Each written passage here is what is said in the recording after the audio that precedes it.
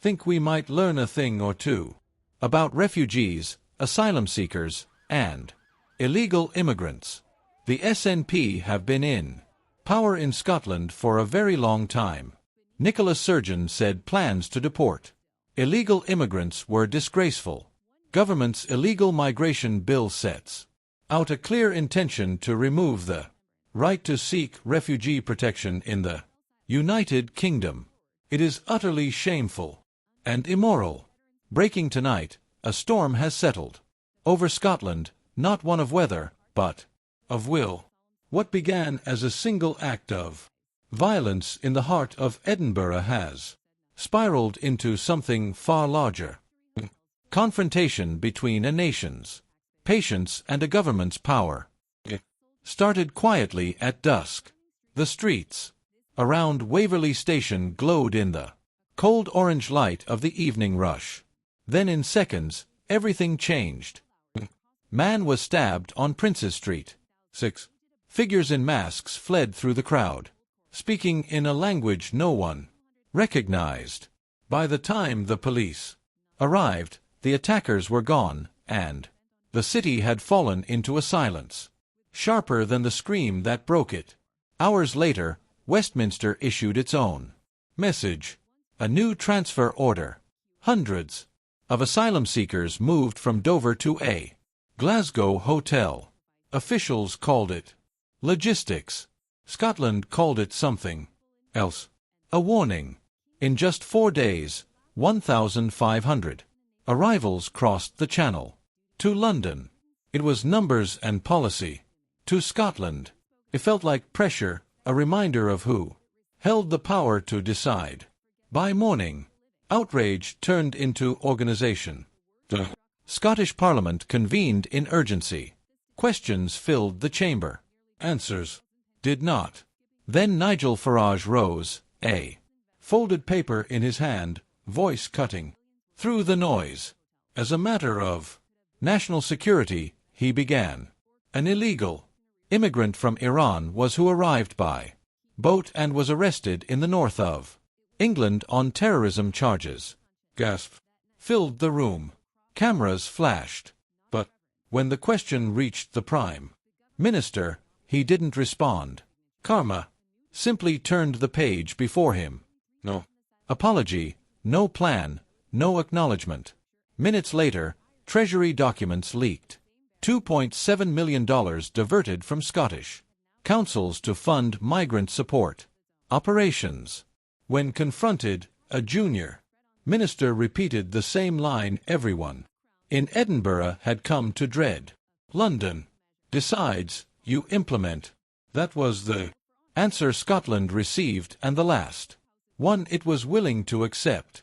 By nightfall, candles appeared on window sills across Glasgow. By noon the next day, those candles had become crowds. More than 200,000 people poured into George Square.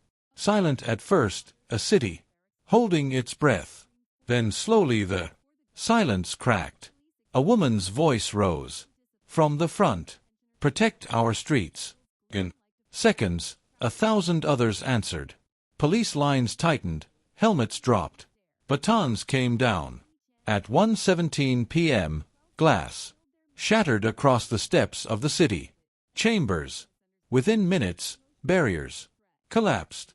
Union Street and Queen Street froze under the weight of chaos. By dusk, 240 were detained. 31 officers injured. Drone footage captured police formations collapsing, orders shouted, confusion spreading like smoke. Police Scotland called it public tension under review. But everyone knew what it really was. The moment when patience ran out and obedience died. The next morning, the government called it calm restored. Scotland called it control. Police vans lined the streets, engines idled. Officers stared at windows above. The phrase situation under control flashed across official feeds. Language cleared by Westminster hours before release. But the truth was anything but controlled. Leaked Home Office memos told a different story. 4.66 million and authorized overnight for containment and perception management. Even press briefings were pre-approved by Downing Street before local officials could speak. It wasn't policing anymore. It was censorship broadcast in real time. And yet, resistance found new ways to breathe. Moscow, a BBC presenter, refused to read the government script. Live on air. Her screen cut to black. Mid-sentence. That silence became the loudest sound of. By 10 a.m., Starmer met police. Scotland behind closed doors. 2 more hotels were approved for asylum housing. In Perth and Inverness. No notice, no vote. He believed he was restoring order. But silence can be louder than power. By midday, construction workers walked off-site. Students left classrooms. No chants, no slogans, just quiet defiance. A stare that said more than any slogan could. In Glasgow, barricades rose again. Every bridge guarded, every station watched. The government claimed it was for public safety. No one believed them anymore. 1 o'clock, a mother in Dundee stood on her doorstep holding a sign, "Protect our children." By evening, hundreds of windows across Scotland carried the same words. At 5:30, veterans marched again. Through George Square. No chants, no speeches, only footsteps echoing through the cold air. The government labeled them extremists. They called themselves fathers. When police moved to clear the crowd, one officer stepped aside. A camera caught him whispering, "Not today." The clip was deleted, but not before 40 million people saw it. By morning, fear had changed sides. London awoke to headlines claiming order restored. But across Scotland, shutters stayed down. Flags hung at half-mast. Bus stops carried new posters. "We serve the people." The message spread faster than any law. Farmers joined factory workers. Church bells rang, not for mourning, but for memory. In Aberdeen, 3,000 dock workers refused to unload government cargo. If London can't feed our families, they said it won't feed itself. That night, a journalist published figures the BBC had buried. $9.4 million. Cut in 3 days for emergency asylum housing.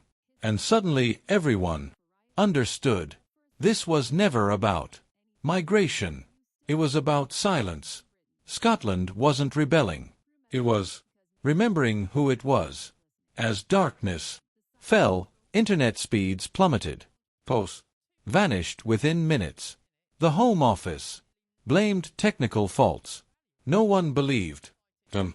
People returned to paper, ink, and word of mouth. Bus drivers carried letters between towns. Churches opened doors for whispered meetings. There were no leaders, no parties, only truth. Passed hand to hand. At 9 p.m., a clip appeared online. Police officer stood before a crowd, removed his helmet and said, "We serve the people, not the protocol." It was deleted, but too late. 50 million views. 50 million hearts awake. Scotland had run out of patience. London had run out of control. By the next morning, chaos had reached the markets. The pound dropped 6%. Energy stocks crashed. European investors froze their trades. Inside Parliament, Starr called an emergency session. Half the seats were empty. The rest sat silent. At 2 p.m. an aide leaned close and whispered, "Prime Minister, Scotland is gone." He meant politically. It sounded like a eulogy. Outside in the rain, hundreds gathered. No chants, no banners, just folded flags, held close to their chests. A single voice called out, We are Britain, not your border. No one stopped him.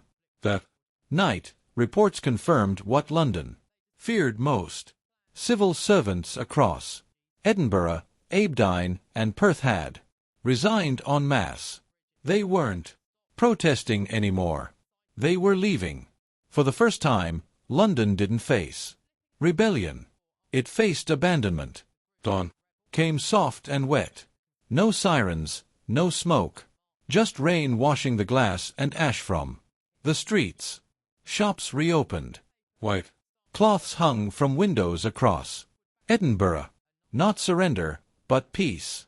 Outside Hollywood, children laid flowers where the first march began. Each note read the same for Scotland, for everyone. By noon, the Union flag hung still at half-mast. No speeches, no anthem, only silence, heavy, human, and honest. London watched. It could not censor that. What began with a single attack had become something larger. Lesson written in patience, in pride, in quiet defiance. Unity without respect is domination. And in the end, Scotland didn't need to shout. Truth had finally come home. If you stand for truth, subscribe, because this isn't ending. It's only beginning. Thank you for watching. Stay thoughtful, stay aware, and take care of one